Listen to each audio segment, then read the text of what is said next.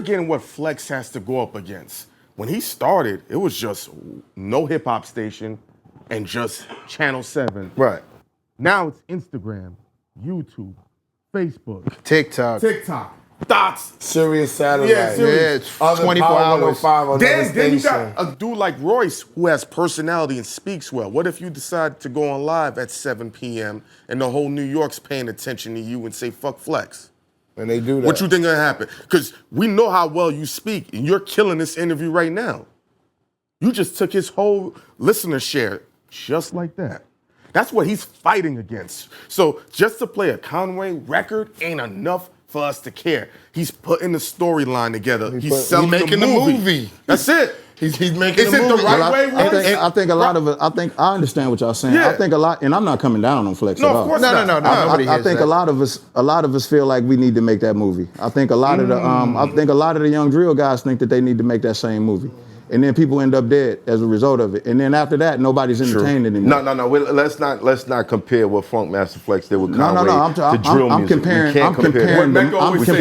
I'm comparing the mind frame of thinking that you need to make a movie. That's what I'm comparing. That's a totally different situation. Ain't nobody get violent. Another taking a life or disrespecting the dead on a record is incomparable. Bro. Okay, well let's do this. Let's do this. Would you? Can we all agree that there's a certain mind frame that a lot of the young cats are in when they go onto their live stream, and when they feel like that they're engaging their fans, and when they feel like that they're trying to get their name hot? Do you think that there's sort of a desperate sort of necessity in their minds? Yeah. To be as edgy as possible. But more than that, there's an addiction. Yeah, and it's usually at the expense of another artist, another street guy, another, let's keep it funky, black person. It's at the expense of another black person. And we all, especially when we're young, we all guarding something. We all guarding our egos. We all guarding our legacy. We all guarding that. So when you're doing those things on a public platform, it's at the expense of somebody else. So at what point, like the people who are the most comfortable in our skins are the legends and the people who have cemented themselves in this shit. Flex is one of them.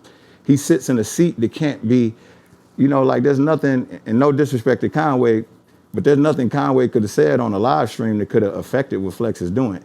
This is just in my opinion. So I think when Flex uses that enormous platform to create this same kind of song and dance again, you know what I mean? Like, again, that we continue to see, we've been seeing over the years.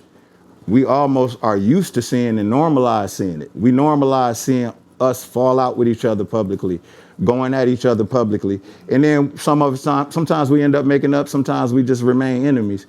And, while all of this is happening, everything that's really on the opposing side of us is finding ways to partner up, unify, be in solidarity, and make decisions that are to the detriment of us, i.e. labels, streaming platforms. They come together to speak to us. Right. If we got in solidarity and came together and made demands to those same people, we would be in a But why much isn't better that position. happening then? Because we already embracing individualism, opposition, being against each other. We're competing. Yeah, everybody's competing to be the best. Let's be smart. Let's be smart. Who is Flex competing with, as far as rappers? As far as rappers? Yeah. You know who he's competing with? Who is he DJ competing Clout. against? No, DJ rappers. Clout. He said as far as rappers. No, as far as rappers. No, it's not about the rappers. It's about his time slot. You going up against DJ Clout, another legendary dude who commands a lion's share of the listeners. People are coming up with stats and sheets. Yo, Flex, at 6:15 or at 7:29, it dipped over here because Clue did this. Yeah, but that beef will never get violent. No, I know that, but he's that's still, not the. that's the competition. He's talking about the Let's use business this as an side. example. Young Dolph, God rest his soul. Yeah. Good dude. Wallow, one of my favorite men ever in the history of black men. Wallow and Gilly, another one of my favorite guys. They had Yo Gotti on their show, and Yo Gotti, it was according to Wallow, an amazing interview, but they had just did it, and he just felt like it would be in bad taste to drop that interview around that time while that was going on for obvious reasons. I just think when you make those kinds of decisions, the only way you can make those kinds of decisions is if you really understand our culture and the way things like that only affect us. Vlad would have dropped that.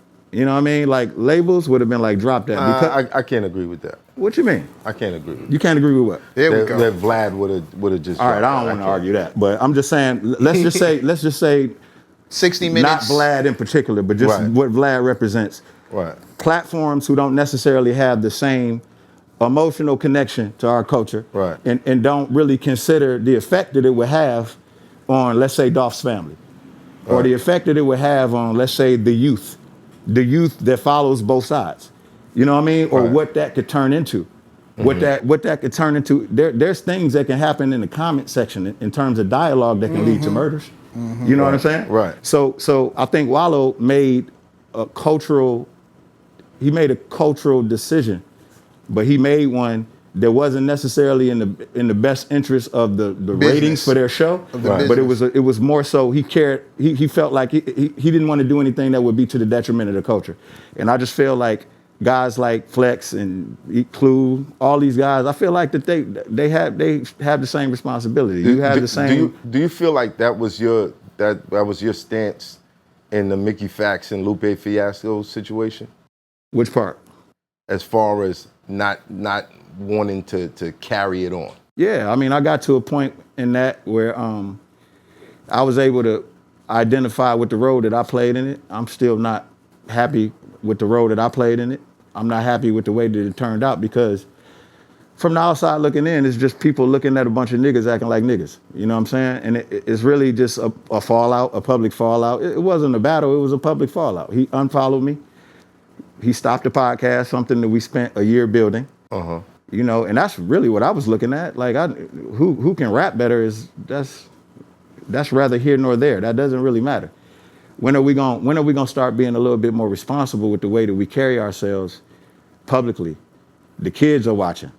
Everybody's watching. You know what I mean? At what point does Lupe Fiasco carry himself to the same standard that a lot of kids that look up to him hold him to? You know, I just think I think it's a responsibility that we all have to not lose our cool like that. You know what I mean? And we are human. But Royce, you're being hypocritical. No, I'm not being hypocritical because I'm blaming myself as well. I'm not being hypocritical. I'm not blaming just Lupe. I'm blaming all of us. What I'm saying is, if we already know that by default we're gonna make these kinds of mistakes, why set out to behave like that? Because life would be boring if everybody just did the same shit. Listen. Everybody has a different position that they play. Right. Like 50, when 50 from his Instagram platform, when he clowning somebody, when he clowning Madonna, that's fucking amazing. It's funny, you know what I mean? Because 50's brand is allowed that kind of leeway, and he understands his brand, and he understands how far he can go. Same with Snoop. Snoop can fucking, like Snoop can post memes and shit like that, and his account won't even get flagged. You know what I'm saying? Because he's Snoop Dogg. But it's just like everybody can't get away with what Snoop can get away with. Right. But Snoop understands his position, and he earned that position, and he knows his responsibility, and he steps up to the plate every time. Same with Hov. You know, Hov went and bailed 21 Savage out of jail and shit like that.